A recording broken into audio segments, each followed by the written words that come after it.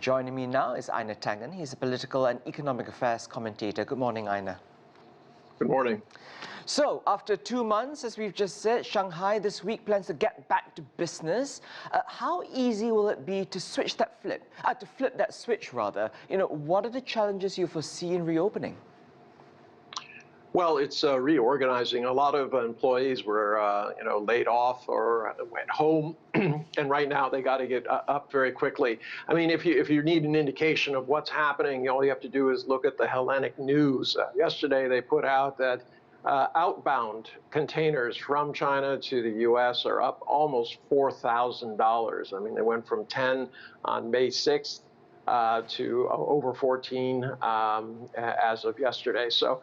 And even inbound traffic has gone up. It went from around 700 to about 900. So that gives you a real indication that there's pent-up demand, especially from outside. Internally, China faces a lot of issues in terms of how it's going to, answer this demand very, very quickly. So you're going to see people coming back into the job sphere, especially in areas like Shanghai, where they've announced a 50-point plan to help small, medium-sized enterprises. It's everything from tax rebates to putting off the times that you actually have to file labor costs and things like this. So they have a fairly comprehensive plan. I mean, just 4 days ago, I mean, think about it. There was that 100,000-person meeting of the party urging everyone to get ready, that the times were very dire. But look at the speed at which the government has reacted. This is unprecedented. If you're coming from, Europe or America, where there'd be endless haggling over details and whether or not this was a good idea to even have a stimulus. So right now, China seems to be reacting very quickly, and I would expect a very big short-term burst of activity. The question is long-term, in terms of what happens internationally. Right, and Einar, yes, you've got that 50-point plan to get the economy back on track, and yet the zero-COVID policy remains.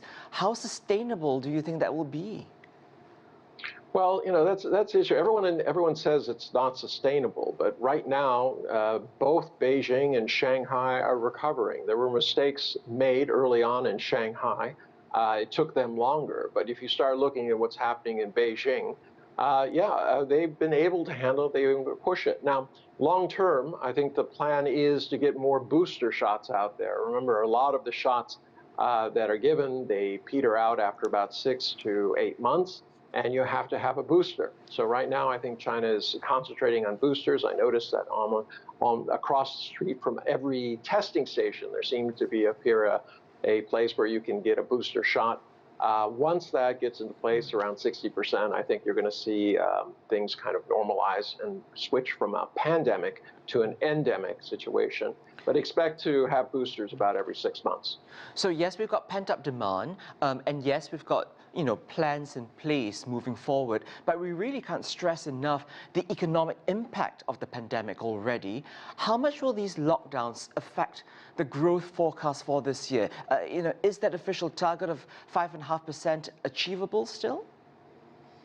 Well, that has yet to be seen. I mean, it's not just the headwinds from COVID. You also have the disruptions, the logistics system, the food and energy shortages caused by the Ukrainian situation. So it's going to be a lot of headwinds. But remember, I mean, just how quickly China's government can react is quite different from what we know if you're in the United States or Europe. I mean, as I said, the ability to, in 4 days, 4 days ago, people were forecasting that China was going down the tubes.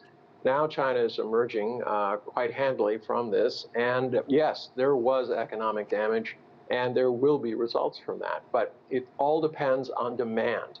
Remember, it's all about what is needed abroad. And right now, as I was pointing out, the shipping news, it's quite clear that there's tremendous demand going out there. That demand will put people back in jobs, and that will restart the economy. And everyone eager to get things back the way they used to be. Einar Tangen, always good to speak with you. Thank you. Always good. Thank you.